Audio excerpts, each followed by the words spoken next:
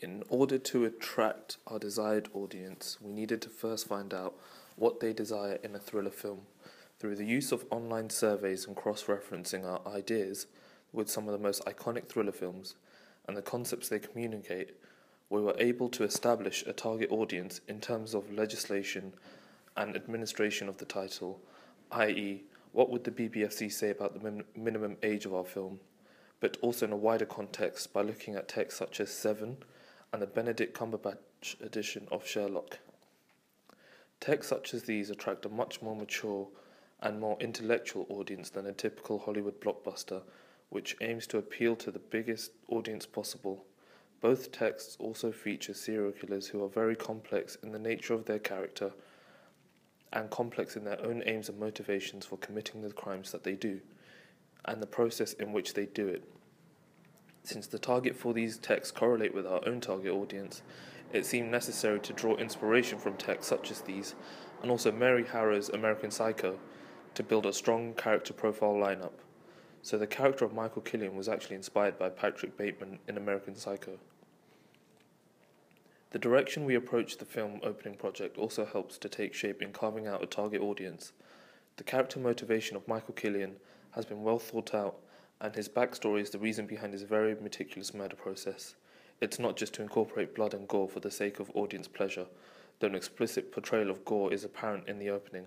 However, the narrative and the camera work does not try to focus on this as a primary aspect for audience pleasure. Instead, the opening looks to provoke thought in the audience's mind, and hopefully, in a feature-length version of the concept, allow the audience to empathize with the killer and his motivation for killing adulterous women in the style in which he takes. Again, this alludes to the text we had used for our inspiration. Though texts such as Seven carry a high age rating, this does not necessarily mean 18-year-olds would watch this film, and the case could be that the film actually attracts a more mature audience, possibly 25 years and above. The age range of the characters is another reason why the film attracts a more mature audience. Killian has been in a long-established marriage and is currently in his mid-30s. If the context of the film revolved around street gangs in the outskirts of London, perhaps the film would have been targeted at youths, possibly 15 and above. In terms of attracting an audience by means of region or location, the setting for our film is also an important aspect for this. By choosing to set the film in London, we can immediately attract a British audience by that factor alone. British audiences tend to conserve nationalist feelings and thoughts when consuming texts set in their home territory. For example, Fast and Furious 6 had grossed $38 million in the UK alone, the highest UK figure for any Fast and Furious installment in the franchise, despite the franchise being American in origin. And this means we can establish an audience in Britain due to the recognisable landmarks shown in the introduction to the project, such as the Shard. Weather patterns in London also reflect the mood of the film. If we had chosen to set the film in New York or LA, I don't think we would have achieved the gritty feel of the mise-en-scène, which actually matches the dark nature of the narrative. When attempting to define what the target audience for our film opening is, I would have to say it correlates with the same audience who consume texts such as Seven and Helen Mirren's Prime Suspect. This is because of the nature of the storyline and how the film would force the audience to think deeper, beyond the surface of what they see, about the motivation for each character. Also, the fact the film opening features a female agent who is in a position of power poses a challenge to social context in itself. Females portraying a character with power is something Hollywood has yet to come to grips with, and I believe challenging the social order means the project strives to exemplify how the typical stereotype of male dominance and female submission can be altered.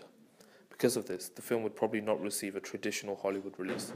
The film premiere, in theoretical terms, would be marketed and promoted as a British film and would have a staggered release as the film makes its way into the cinemas of international audiences.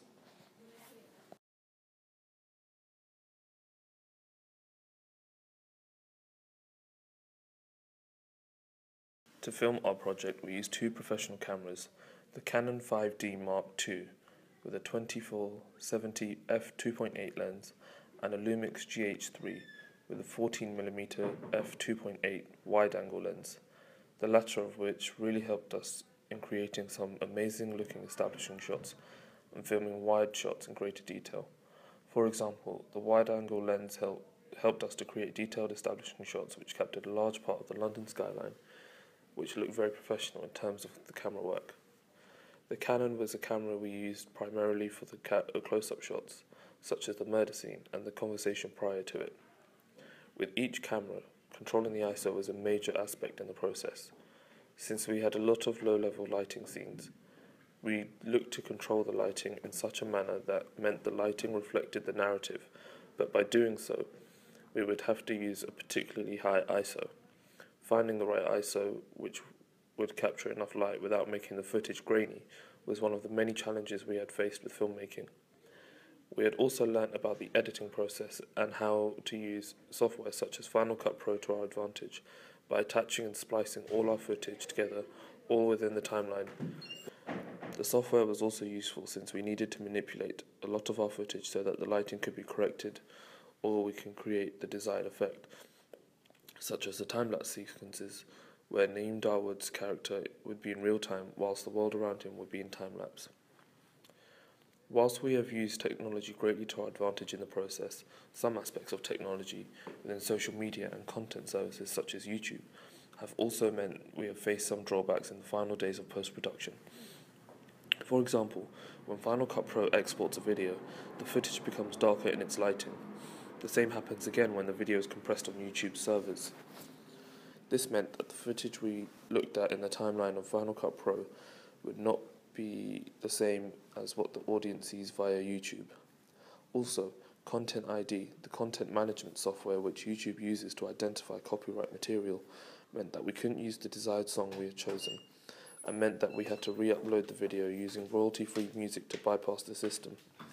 We had got the music from a website called Purple Planet.